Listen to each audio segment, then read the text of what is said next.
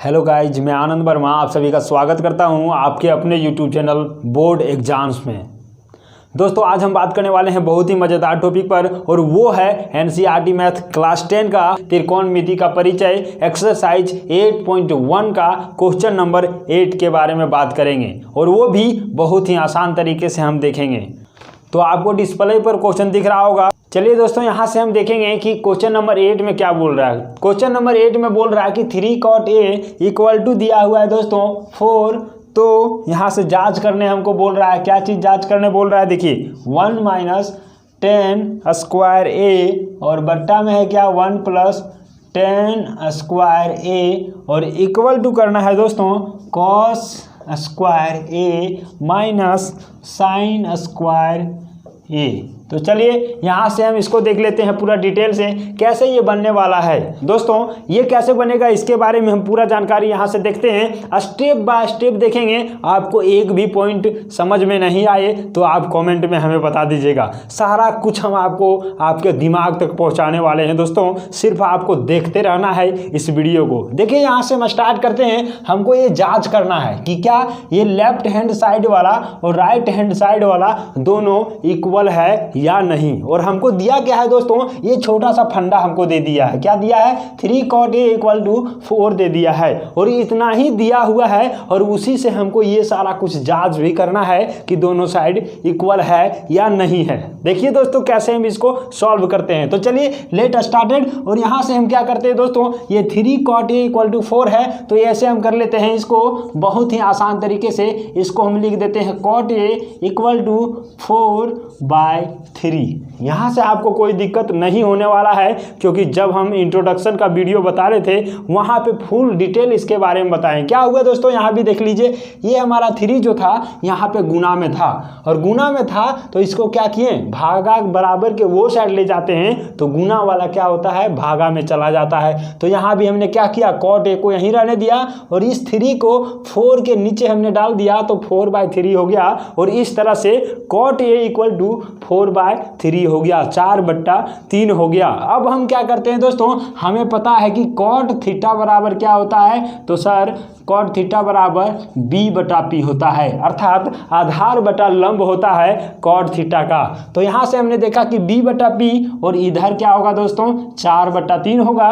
तो इस तरह से यहाँ हम देखेंगे कि B का वैल्यू हमको पता चल गया और P का वैल्यू हमको पता चल गया है कि नहीं। यहाँ से हम ऐसे ही देखते हैं, B का वैल्यू 4 और P का वैल्यू 3 आ गया। अब हम क्या करते हैं दोस्तों, सबसे पहले हम राइट एंगल ट्रायंगल का यहाँ पे रचना करेंगे और ये रहा आपके नज़रों के सामने राइट एंगल ट्रायंगल। और अब क्या करेंगे, यहाँ से हम इसका नाम दे देते हैं एंगल A, एंगल B और एंगल C। ये तीनों कोणों का नाम हमने दे दिया और B हमारा क्या है, समकोण है। और इस तरह से दोस्तों हमको यहाँ पे पता है B का मान और P का मान। देखिए B का मान क्या है, 4 है तो B हमारा कौन होता है, ये होता है, इसका नाम मान 4 है। और P हमारा ये होता है और इसका मान 3 है। यहाँ पे हम गौर क्या करते हैं, गौर करते हैं दोस्तों कि त्रिभुज के तीनों भुजा हमें ज्ञात होना चाहिए, लेकिन क्या यहाँ पे है, क्या नहीं है। क्या है, 2 ही भुजा हमको ज्ञात है, एक आधार एक लंब। लेकिन यहाँ पे जो कर्ण होता है दोस्तों, ये कर्ण हमें मालूम नहीं है, तो हमको मालूम करना होगा। और पाइथागोरस साहब ने कहा है कि त्रिभुज का 2 भुजा यदि दिया हो तो तीसरा भुजा हम पाइथागोरस प्रमेय से निकाल सकते हैं। वो क्या दोस्तों, हमको H निकालना है। तो H निकालने के लिए फार्मूला क्या था, तो H बराबर होता है √P का स्क्वायर और प्लस B का स्क्वायर। होता है कि नहीं, आपको भी याद होगा इंट्रोडक्शन का वीडियो से। नहीं याद है तो जल्दी से जाइए और वहाँ पे देख लीजिए, उसके बाद यहाँ पे आइएगा तो सारा कुछ और बेहतरीन तरीके से समझ में आने वाला है। वैसे भी देखिए कि H निकालने के लिए दोस्तों H बराबर √P square plus B square करते हैं। और यहाँ से देखिए ये तो हमारा P का मान पता है, कितना है P का मान, तो 3 है तो 3 का स्क्वायर हो जाएगा और प्लस B का मान हमारा 4 है दोस्तों, तो 4 का स्क्वायर हो जाएगा। कोई दिक्कत नहीं होना चाहिए। अब चलते हैं हम आगे। 3 का स्क्वायर हमारे पास 9 होता है और 4 का स्क्वायर हमारे पास 16 होता है। और इस तरह से ये दोनों अंडर रूट में जुड़ेगा और जुड़ेगा तो दोस्तों क्या होगा 16 और 9 आपको पता है कि 25 होते हैं और 25 को रूट से हटा देने के बाद ये हमारा 5 आता है। अर्थात h का वैल्यू जो आया वो 5 आ गया हमारे साथ, आ गया ना। तो चलिए क्या करते हैं, यहाँ से आसानी से हम 5 रख देते हैं h का वैल्यू। अब क्या हो गया दोस्तों, ये p भी निकल गया, b भी निकल गया, h भी निकल गया। तो हम यहाँ पे क्या करते हैं, यहाँ पे ये करते हैं दोस्तों कि ये जो वैल्यू हमको सिद्ध करने दिया है, जांच करने दिया है, वहाँ पे हम p, b और h का मान जिस तरह से हमको ज़रूरत पड़ेगा वहाँ पे रख देंगे और हमारा आंसर आपके सामने आ जाने वाला है। देखिए कैसे वो करेंगे। देखिए सबसे पहले हम दोस्तों यहाँ के बाद यहाँ चलते हैं। आप स्टेप बाय स्टेप अपने कॉपी में, नोटबुक में लिखते जाइएगा ताकि आपको बेहतरीन ढंग से समझ में आ सके और रिवीजन करने में आसानी हो सके। तो चलिए यहाँ से हम क्या करने वाले हैं दोस्तों, ये जो दिया हुआ है हमको जांच करने, उसमें हम क्या करते हैं, जहाँ जहाँ वैल्यू चाहिए वहाँ पे रखेंगे। देखिए 1 है ना, तो 1 को 1 ही रहने देते हैं और माइनस, देखिए 10 स्क्वायर है, स्क्वायर को आप देख करके डरिएगा नहीं, क्यों जानते हैं, स्क्वायर वो लगा हुआ है, वैल्यू में भी स्क्वायर हो जाएगा। तो क्या करते हैं, यहाँ पे 10a है मतलब 10 थीटा, और 10 थीटा क्या होता है दोस्तों, आपको पता है कि p बटा में b होता है ना। चलिए ये हो गया, लेकिन क्या है इसका स्क्वायर है तो यहाँ पे हम क्या करते हैं, इसका स्क्वायर दे देंगे। और नीचे क्या होगा दोस्तों, 1 प्लस है तो 1 प्लस 10 स्क्वायर है तो 10 का वैल्यू यहाँ भी होगा क्या, p बटा b, और इसका भी स्क्वायर हो जाएगा। यहाँ तक कोई दिक्कत नहीं होना चाहिए। और इसके बाद हम दोस्तों क्या करेंगे, ये तो हो गया और ये भी हो गया।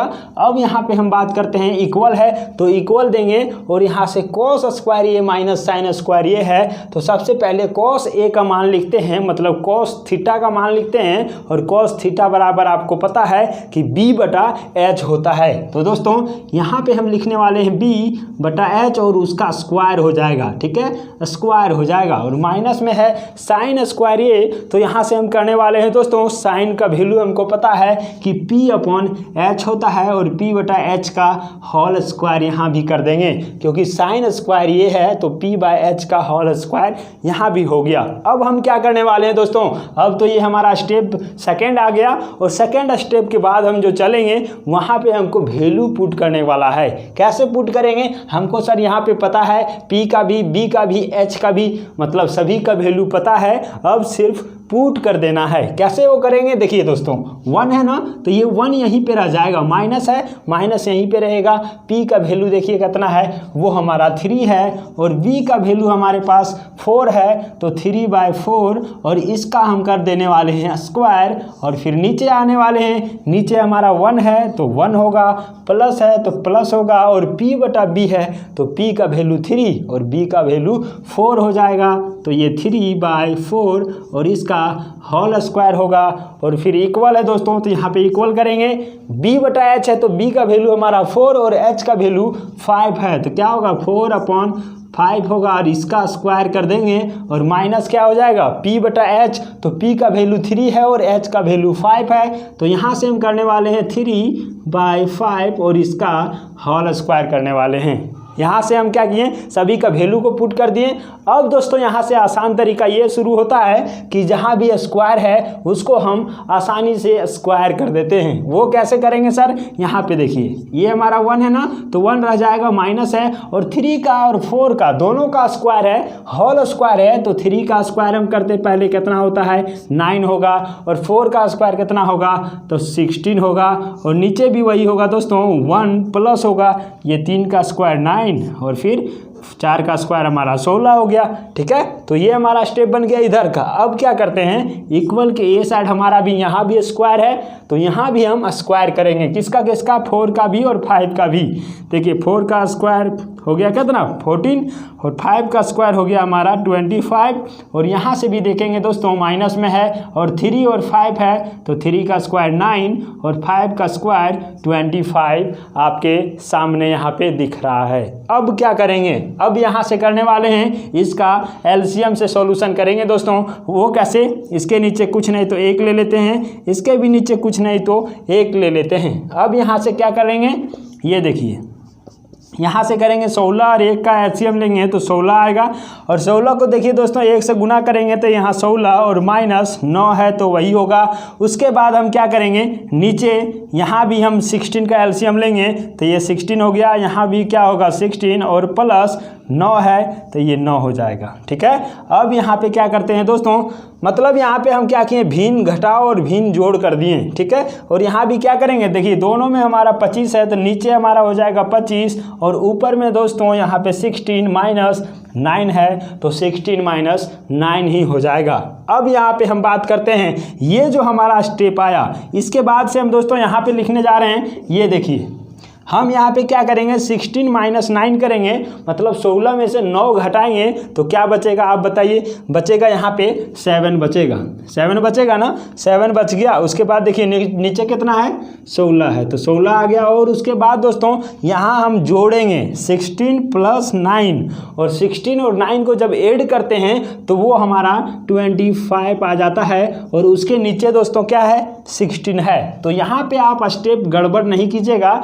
हमने क्या किया, इस स्टेप में हम देख रहे हैं कि 16 माइनस 9 बाय 16 है, मतलब 16 माइनस 9 बटा 16, तो 16 में पहले 9 को घटा देंगे, ये हमारा 7 आएगा। और नीचे 16 है तो नीचे 16 लिखेंगे और यहाँ पे 16 प्लस 9 है तो 16 प्लस 9 कर दिए और फिर उसके नीचे भी 16 है तो यहाँ पे 16 कर दिए। अब क्या करते हैं, इक्वल है तो यहाँ पे इक्वल देंगे। और उसके बाद दोस्तों यहाँ भी देखिए 16 माइनस 9 है तो 16 मतलब 16 में 9 घटा देंगे तो ये हमारा क्या बचने वाला है 7 बचने वाला है। और उसके नीचे कितना है 25, तो यहाँ पे हम क्या लिखेंगे 25 लिखेंगे।